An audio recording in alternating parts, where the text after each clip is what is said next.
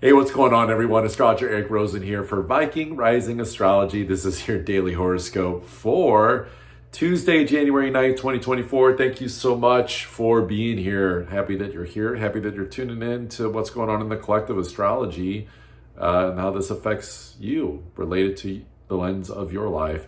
We're going to be spending most of that day with that dark moon that's coming in Sagittarius. We'll start the day with it not being the dark moon, but once it gets a little later in the day, this dark moon energy means don't get overwhelmed, especially emotionally. Things are taking time to reset. You know, Capricorn energy, where the new moon's going to happen officially early Thursday morning, is like setting the placeholders on the table, setting out the golden forks, the knives. You know, it's the crystal stemware energy, right? It's like, you know, the big kind of Thanksgiving dinner energy, right?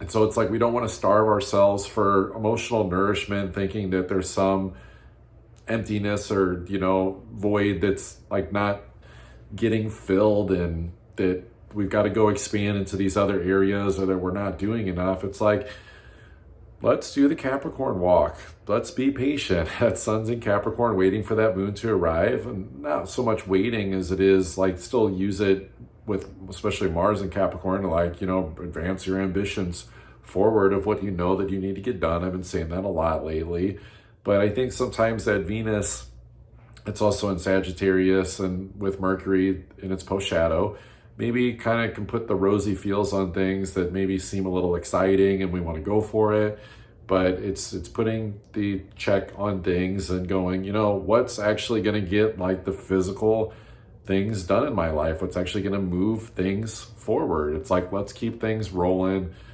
you know, let's get things gliding, let's create the flow and the momentum of things, that there can be a spiritual flow behind things. I actually think this could be a really good day for not having so much like stop start energy and not running into subconscious delays, because with that moon kind of offline emotionally, we can almost just, I don't want to say be robotic, but, you know, maybe robust is the word, of just take the robust, bold action and just actually like do the things that feel warranted, that feel connected in your life, of like, it's going to advance you into some greater capacity, and try not to get too discerning intuitively or, you know, over questioning things about, you know, what to do in all these different directions to go. It's a little bit more about, okay, prioritization, the big thing, what's going to maybe even change your life, you know, on a day like today.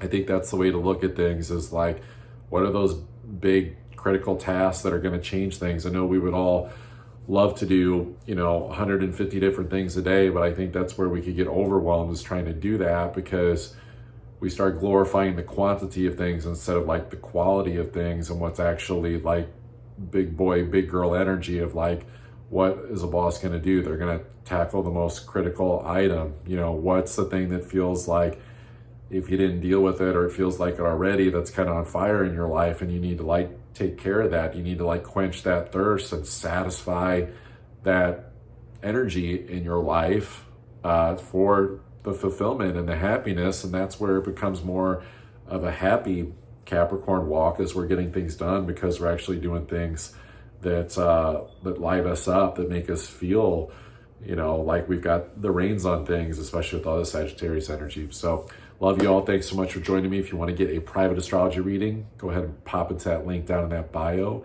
If not, I will see you on the next horoscope. Peace.